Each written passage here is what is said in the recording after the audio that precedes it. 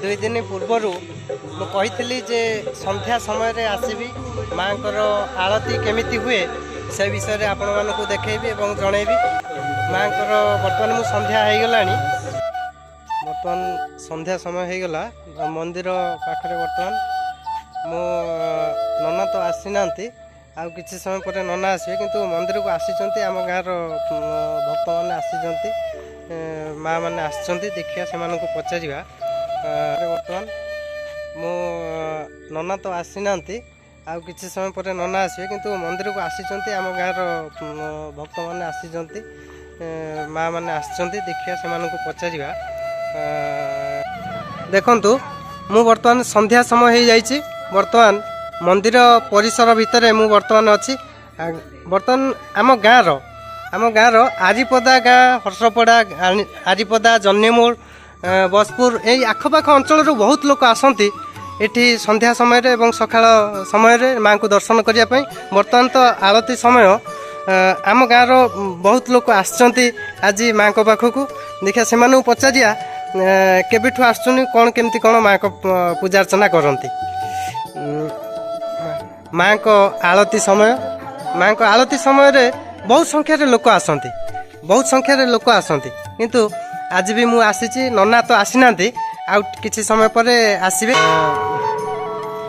बहुत संख्यार आसती आउ ठीक जहाँ आसंता दुई तीन दिन पूर्वर मु जो भिडटी करी से कही संध्या समय आसबि आज ठीक संध्या समय पूर्वर मु आसी किंतु नना एपर्यंत आसीना आम गाँव किसी लोक आसती से पचारि बुझा केमती कौन आसती कौ मैंने आसती माँ को विषय एम से अनुभूति विषय भी जाना देखा आज संध्या समय ता पूर्वर टे माँ को टे दर्शन करदे देखु दिन तो देखी दुई दिन पूर्वर किंतु संध्या समय आरती समय मुझे देखई नी बर्तमान है राति समय ये वर्तमान समय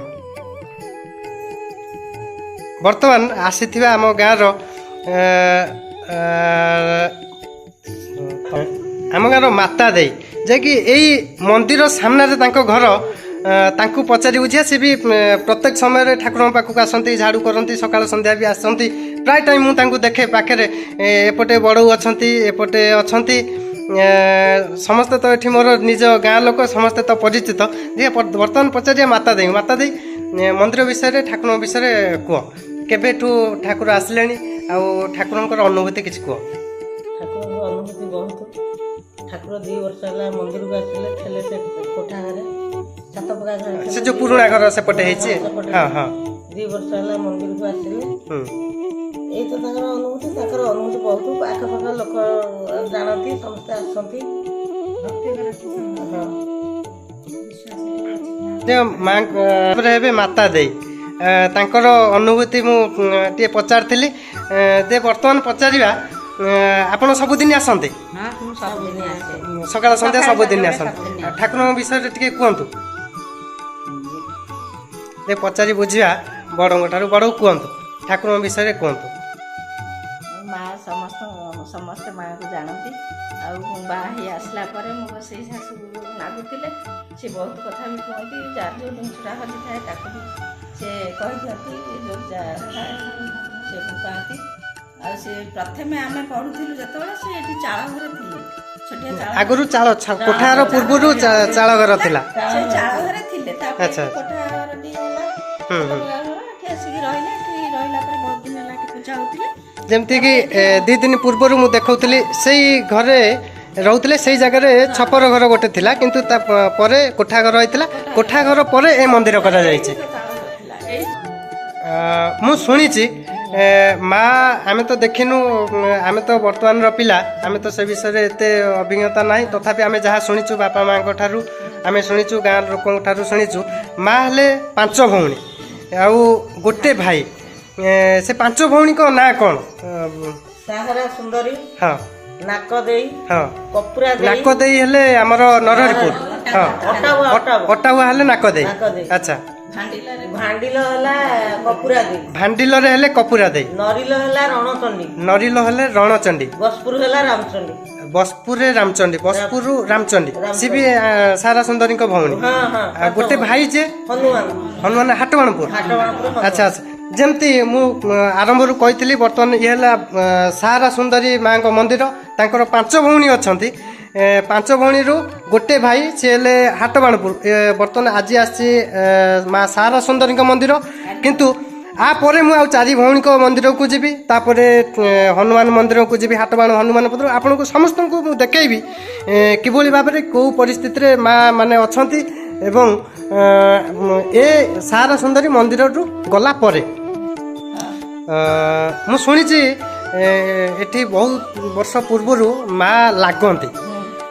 ସେ ବିଷୟରେ କ'ଣ ଜାଣିଛନ୍ତି? ସେ ବିଷୟରେ ବା ଏଇ କହୁଛ 45 ମୁଁ ଯେତେବେଳେ ଆସିଲି ସେ ଲାଗନ୍ତି। ଯେତେବେଳେ ଯେଉଁଦିନ ଲାଗିବ ଗୁରୁବାର ସେଇଦିନ ସକାଳୁ ଭୋର ମୋତେ କହିବେ ଆଉ ଗୋଟେ ଶାଢ଼ୀ ଧୋଇଦେବୁ, ଗୋଟେ ଶାଢ଼ୀ ଧୋଇଦେବୁ, ଗୋଟେ ଶାଢ଼ୀ ଧୋଇଦେବୁ। ଶାଢ଼ୀ ଯେମିତି ସନ୍ଧ୍ୟା ଦିଆହବ ସେ ସେମିତି ସେ ଲୁଗା ପିନ୍ଧିବେ। ଲୁଗା ପିନ୍ଧିକିରି ସେଠୁ ଚଉରା କତିରେ ଆସିକି ସେଠୁ ମୁଣ୍ଡ ବାଡ଼େଇବେ। ସେଠୁ ଗାଁରେ ସମସ୍ତେ ଯେ ସବୁ ଘଣ୍ଟ ଆଉ ଯୋଉ ମୁଣ୍ଡ ବଜାନ୍ତି ଆଉ ସମସ୍ତଙ୍କ ଘରେ ଘରେ ଯାଆନ୍ତି। ଅଷାଢ଼ ମାସରେ ବି ସେ ଯିବେ ସମସ୍ତଙ୍କ ଗୋଡ଼ରେ କାଦୁଅ ନାଗେ, ତାଙ୍କ ଗୋଡ଼ରେ କାଦୁଅ ନାଗେ ନା। ଯେମିତିକି କହିବା ଅନୁସାରେ ମୁଁ ବି ଶୁଣିଛି ରାତିରେ ନିସ୍ତବ୍ଧ ରାତିରେ ସମସ୍ତେ ଶୋଇଗଲା ପରେ 5 ଭଉଣୀ ଗାଁରେ ବୁଲନ୍ତି ଏବଂ ଭାଇଙ୍କୁ ଧରିକି ଯେମିତି ବଡ଼ ବଡ଼ ଲାଇଟ୍ ଆକାରର ଗାଁରେ ବୁଲେ। ସେ ସମୟରେ ଯେମିତି ଚନ୍ଦନର ବାସ୍ନା ହେଇଥାଏ। ଏଇଟା ଆମେ ଚନ୍ଦନ ଝୁଣା ବାସ୍ନା ହେଇଥାଏ। ଆଉ ସେ ସମୟରେ ଲୋକ କେହି ତାଙ୍କ ସାମ୍ନାକୁ ଯାଆନ୍ତିନି। ଯେମିତିକି ଲାଇଟ୍ ଜୋରସେ ଦେଖାଯାଉଥିବ ଆଉ ଘୋଡ଼ା ଚାଲିବାର ଶବ୍ଦ ହେଉଥିବ। ଘୋଡ଼ା ଟପ୍ ଟପ୍ ଯେମିତି ଚାଲେ, ଘୋଡ଼ା ଚାଲିଲେ ଯେମିତି ସାଉଣ୍ଡ ହୁଏ ସେଇଭଳି ସାଉଣ୍ଡ ହେଉଥିବ। ଚନ୍ଦନ କର୍ପୂର ମାନେ ବାସ୍ନା ଜୋରସେ ହେଉଥିବ। ସେଇ ବିଷୟରେ ପଚାରିବା କିଏ କ'ଣ ଜାଣିଛନ୍ତି? ମା ତ ବଡ଼ଉ ତ କହୁଥିଲେ, ବର୍ତ୍ତମାନ ସମସ୍ତେ ତ ମୋର ନିଜର ପରିଚିତ ଏଠି। ସେଇ ବିଷୟରେ ସମସ୍ତେ ଅପେକ୍ଷା କରିଛନ୍ତି ନନା କେତେବେଳେ ଆସିବେ, ନନା କେତେବେଳେ ଆସିବେ ସମସ୍ତେ ଅପେକ୍ଷା କରିଛନ୍ତି। ଏଇ ଗାଁର ମା ମାନେ ଏଇ ଗାଁର ମା ମାନେ ଆଉ ଅଳ୍ପ ସମୟ ପରେ ନନା ଆସିବେ, ଯେ ଆଳତି କାର୍ଯ୍ୟକ୍ରମ ଆରମ୍ଭ ହେବ। ଆଉ ଥରେ ଭଲସେ ଦେଖେଇ ଦେଉଛି ମାଙ୍କୁ। କାଲି ତ 2 ଦିନ ପୂର୍ବରୁ ଦିନରେ ଯେମିତି ଦେଖେଇଥିଲି, ଆଜି କିନ୍ତୁ ରାତି ସମୟରେ ମାଙ୍କୁ ଟିକେ ଠିକ୍ସେ ଦେଖି ନିଅନ୍ତୁ। ଏଇ ଜାଗାରେ ଆମର ସନ୍ଧ୍ୟା ସମୟରେ ଏପଟେ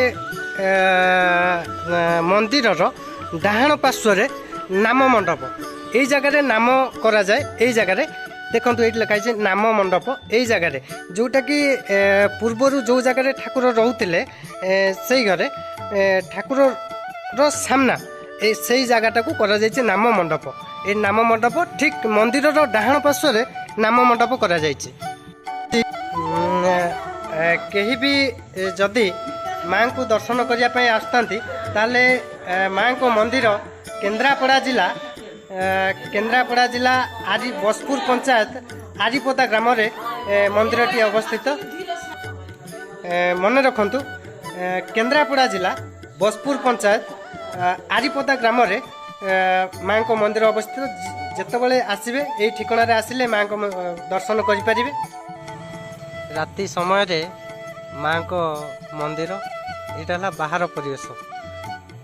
ମାଙ୍କ ପାଖକୁ ଆସିବାକୁ ହେଲେ ଆମର ବସପୁର ବ୍ଲକରୁ ସିଧା ବସପୁର ଗାଁ ଦେଇକି ଆରିପଦା ହାଇସ୍କୁଲ ଲୋକେସନ, ଆରିପଦା ହାଇସ୍କୁଲ ପାଖକୁ ଲାଗିକି ମା ସାହାରା ସୁନ୍ଦରୀଙ୍କ ମନ୍ଦିରକୁ ଆସିବାକୁ ଚାହୁଁଥିଲେ ଯଦି ବସପୁର ଆଡ଼ୁ ଆସନ୍ତି ତାହେଲେ ମାହାରାକୁଳ ବସପୁର ପୋଲ ପାଖରୁ 1/2 କିଲୋମିଟର ରହିବ ଏବଂ ଅନୁଆପଡ଼ା ଛକରୁ ଯିବା। ବର୍ତ୍ତମାନ ଆଳତି ଷ୍ଟାର୍ଟ ହେଇଗଲାଣି, ଦେଖିବା।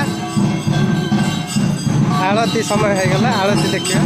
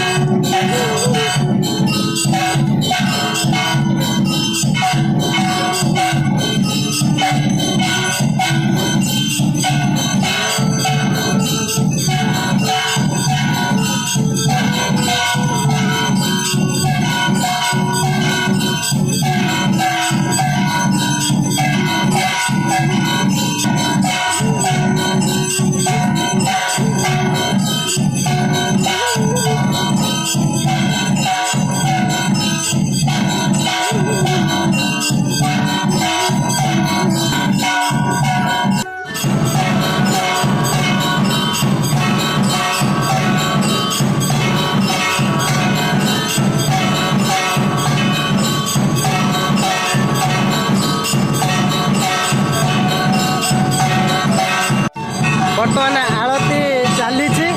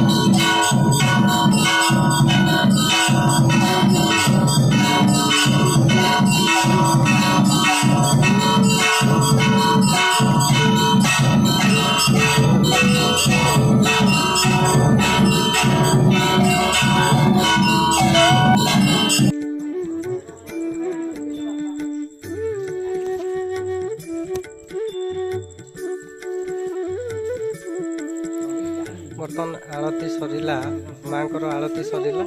ଆଳତି ସମସ୍ତେ ପାଉଛନ୍ତି। ଆଳତି ସରିଗଲା, ବର୍ତ୍ତମାନ ଭଜନ କୀର୍ତ୍ତନ ଆରମ୍ଭ ହେବ।